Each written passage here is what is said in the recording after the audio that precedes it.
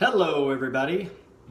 You know, I just realized I need a selfie stick to do these live feeds because I have a hard time finding a place to put the phone, but I just want to share something with you. I've gotten a lot of questions about these slash arrows, and obviously since they come with blades, I'm going to show you an example here. This is the actual arrow that I killed my big buck with in Iowa this year, and I just got done. It was laying over here on the counter, has been for a long time, and the other night I was out hunting and I missed a coyote.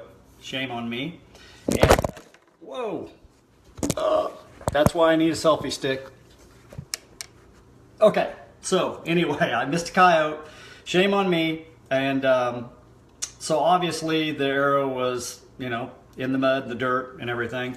Well, the thing that I wanted to let you know about these slash arrows and kind of what I do, and I was just going to show you a tip. These blades are so easy to sharpen. This is, like I said, this is actually the arrow that I shot my deer with. It's been laying over here on the counter. It was all had dried blood on it and everything. I just washed it off in the sink. Now what I'm going to do is I've got a couple different sharpeners here. This one I believe come out of a kit by Outdoor Edge, and this thing works really good. It's one I prefer. This little one here works too, but I like this one. All I do, this thing, it went through the deer, stuck in the ground, so obviously the blades are a little bit dull, but not too bad. But all you got to do is just take this thing and run it down here a few times on both sides, obviously.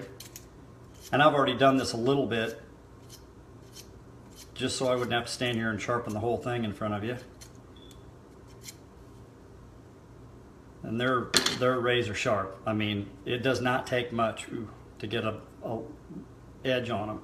So then, obviously, once you got it all cleaned out, and I rinsed it, put it in water, shook it out to make sure and get everything out of the gap there. Then just close them back up, and then I've got some spare rubber bands here. And then just take one of the spare rubber bands, put it back over, and you're back up and working again. Now, I've got a broadhead here somewhere. Hang on one second. I'm putting these 100 grain OCD blood therapy heads on the front of them. And so I just screw it on. Now I'm set. Now I'll just show you here real quick, if I don't poke myself in the eye. I'll show you how good these things, how it spins. They spin very good. Now I've got fresh blades, fresh arrow, still got the same clean shot knock that I used the first time. Obviously you just push it down, pull it back up, turn it off. If you've not looked at these things, they're very cool too. It's I've used a lot of different lighted nocks. This one is very, very simple. They're very easy to install. In fact, I wish I had one of the extra pieces here. Hang on one second. Nothing like being organized and prepared here, but this is an example of these things. Basically, they'll send you a pack of these. Okay, and there's 3 different sizes. They'll fit pretty much about everything. And then you just take the one out that fits, shove it in the end, and then the nocks themselves, they come in green and red. They come in other colors too, but those are the 2 I got. And then you just basically shove it down in there, and you're set to go.